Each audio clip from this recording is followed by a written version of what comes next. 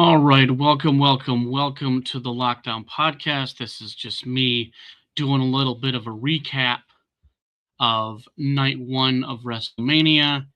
And I have to say, and I'm going to say what I'm going to say. I, overall, hmm, not that impressed. Obviously, they kick off the show, obviously, with John Cena just because they needed someone to fill seats. And they needed to bring someone big, which is why they brought John Cena. And so that's how the kickoff show or the opening act went.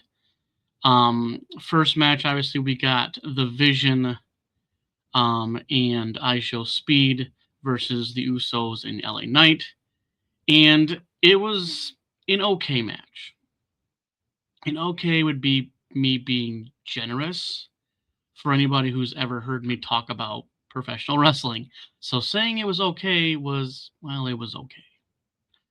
But I the highlight of the actual match was legitimately I Show Speed at the end of it all. And so after Logan Paul and Austin Theory were basically being dicks, to I Show Speed. I Show Speed does get the last laugh. Obviously, the Usos end up coming back out and, beating up Austin Theory and Logan Paul. And then we get to see I Show Speed giving Logan one of his, he always says, he's the moment maker, right? Well, now he's at the tail end of this moment maker, and he's the one they get put through a table. I honestly love this. This was fun. I love this because I cannot stand Logan Paul, and anybody who listens to this podcast, you will know that I cannot stand Logan Paul. Now, the next match of the night, I honestly would say probably one of the better ones of the night.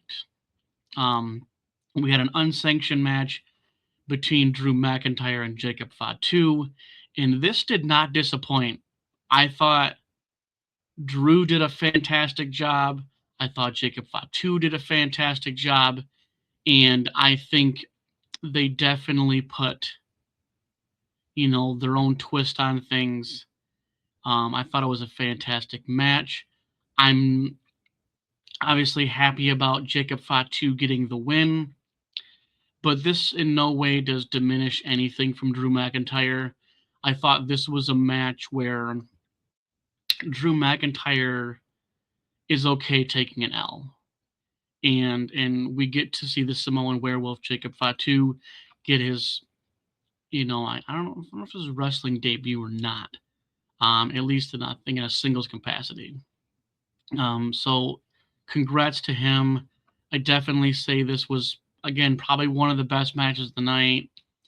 And so I at least we got two out the gate, at least for this kickoff show type of deal. Now the next match of the night, or I guess the first official match of the WrestleMania card, we got to see it was the Fatal 4-Way between Bayley, Lyra, Irresistible Forces being the champions versus Charlotte Flair and Alexa Bliss. And Brie Bella comes out along with Nikki Bella, obviously with a crutch, and giving the most kayfabe, basic ass, oh, my injury is going to blah, blah, blah. I'm like, we all, like, and then as soon as that happened, this was honestly pretty cool, though. It was obviously cool to see Paige back in a WWE ring after a definitely long hiatus. I believe it was 8 years. But as soon as she was back, well, I already know the match outcome. It's that simple. They don't bring people back to have them take an L. This has been the recipe of all recipes for the existence of WWE. They did it the same thing back with the Hardys, I believe, at WrestleMania. And so this match was honestly pretty much a dud to me.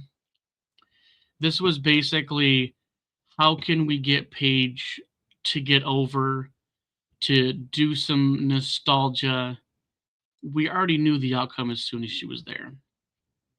And so now we get subjected to Brie Bella and Paige as the women's tag team champions, which we knew it was going to happen. We talked about this even without Paige.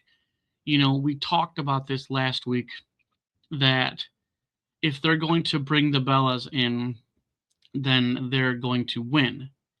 And obviously Paige was the icing on the cake. And this is stupid. We know it was going to happen, but it's stupid, because how is broke ass Brie Bella, veteran Paige, and Nikki Bella going to exist and have any quality matches? I think they lose at the next PLE or the next Raw or SmackDown. They're not holding on to these. This was pure WrestleMania nostalgic act, and I just don't feel like they're gonna hold that long. Now, next match we had was AJ Lee versus Becky Lynch, and it was kind of sad that a lot of times when performers bring the person that does their entrance music, to play it live, that was the shittiest live thing I've ever seen. The guy was literally just singing to a backtrack, and it was just awful. And and then obviously we've seen the cutesy little AJ Lee with the kids and stuff. And after all it's said and done, which I wasn't mad about, because Becky Lynch winning again brings us to having more competitors. AJ Lee's not going to be a full-time thing. She's pretty much probably on a veteran type contract.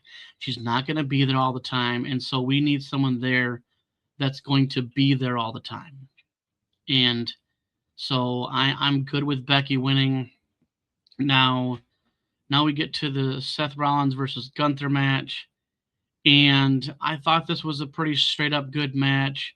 There was a lot of leeway on the ref's part, and so this was a fantastic match. I really thought Seth was going to pull this one out, but then we get the emergence of Braun Breaker, and it makes it less believable that when wrestlers, quote unquote, get these injuries that take them out of events and stuff like that, but yet it's convenient enough to be able to, all of a sudden, they're able to come back. Ooh. I did not see Braun Breaker coming back. Obviously he did. And I don't even know where the fuck the ref was. Okay, now the ref was not checking on Gunther, because the ref came from the side of the ring like he was down there playing stupid. And, so Braun Breaker could get the spear in. All in all, obviously Gunther ends up getting the win. I don't know if he even really paid attention to the interference by Braun Breaker, but again, not an A+ match, not an A match. Now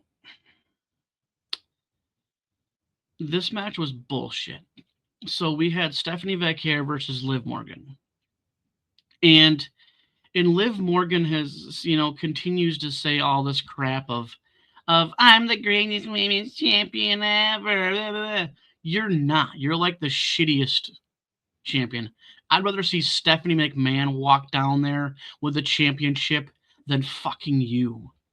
And so in typical fashion, you get the Judgment Day outside interference, and you're not great by anybody's metric. You're not great. You're not on the top 50, maybe the top 50. But to have all the outside interference, I get it. That's the Judgment Day mantra, the Judgment Day shtick. But if she won this straight up, I would not be mad about it. I wouldn't be happy about it, but I wouldn't be mad about it. But to say you're the greatest women's champion of all time is absolute bullshit. Don't say that. You're not even in the top 20. We'll say top 25. You're not even there. And to do this whole thing and I'm not with it. And so like you know what, here we go again with another champion being guarded by outside interference, by her goon squad, his goon squad, whatever it be. Now, so the next bit they had, so we get a appearance from one Bianca Belair, and so turns out she's knocked up. Woo, big freaking whoop. I don't care. You're sitting here out with an injury. So apparently you got bored during your injury and you got slammed. Now you're pregnant. Now you're going to be gone for longer. Like, so now what are we doing? We had this whole discussion, about you coming back to, deal with this Jade Cargill situation. Now it's bad enough. So Naomi, pregnant, gone. I mean, she had the baby, but I don't think she'll be back in the next 6 months. And now we are thwarted by another storyline. Now we can't do anything with Bianca for a year and a half. Don't know how far along she is. Don't know any of that detail, nor do I care. But now you're gone. And I don't care. I don't mean to sound insensitive. Actually, I do. I do mean to sound insensitive. Now, the main event was Cody Rhodes versus Randy Orton. And this match was all over the place. And this is probably one of the worst championship matches that I've seen in a long time. I've seen better championship matches on Raw and SmackDown than the bullshit that this was. And with all the quarrel, all the crap going on, all the interference, all the this, all of that, and somehow we are stuck with Cody Rhodes as champion, which is bullshit. I'm over Cody. You're over Cody. We're all over Cody. We're sick of it. Now we're going to subject it to have him coming out again and what do you want to talk about? Bullshit. I don't like it. It's boring. It's repetitive, and we want new faces as champions. Not that Randy's a new face, but in my theory behind this whole thing is that Triple H does not want Randy to have more championships than him. I think Triple H is going to screw Randy the rest of his career. And Randy's just going to have to take it on the chin. Because, stick with me. So Ric Flair and John Cena obviously were already outside of the realm before Triple H TKO. And now we have Triple H TKO era. And I don't think for the rest of my lifetime we will ever see a champion with that many, with even 10 reigns. I don't see it. Not in this era. Champions defended their titles way more often back then. Back in the, the 90s, 2000s. Not anymore. Now these champions can just hold the freaking titles hostage. And we just have to deal with it. And in this whole Cody Rhodes and Randy Orton, maybe it's not over with. Maybe I'm wrong. And maybe, just maybe, we'll get 15. Maybe they'll run it back at Backlash or whatever, pay-per-view is next. I believe might be Backlash. Maybe we'll run it back. I don't know.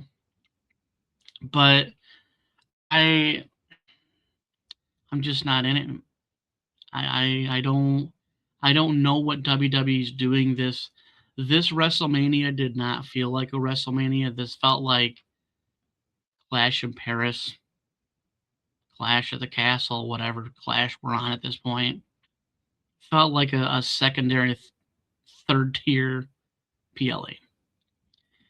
And I don't know. I hope night two is better. I'm not counting on it, but I guess we'll see what night two brings.